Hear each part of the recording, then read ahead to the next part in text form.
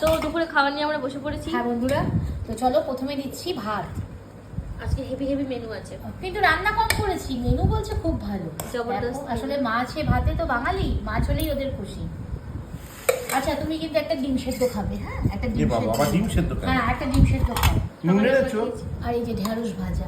ওহ fine, চলো খেতে থাকো। লাভলি, ও লাভলি, কেমন হয়েছে বলো? ও লাভলি। এখনো মাছ পড়েনি, লাভলিকে ডাকছে, তাহলে এরপরে কাকে ডাক? আচ্ছা আমাকে পেঁয়াজ দে। এই তুমি পেঁয়াজ নেবে? না, নেবে না? লঙ্কা নেবে তো? লঙ্কা নেই। পেঁয়াজ লঙ্কা ব্যাপার কি রে? ব্যাপার কি রে, এরা ইলিশ মাছের তেল দিয়ে যে হবে, এগুলোই ব্যাপার। হুম, তো পাতে ঢ্যাঁড়স ভাজা পড়ে গেল, ঢ্যাঁড়স ভাজা দিয়ে ও। অল্প করে একটু খেয়ে নিই। এই যে ঢ্যাঁড়স ভাজা দিয়ে এবার কি তেল পড়বে, তেল, বাবা। ইলিশ মাছের তেল।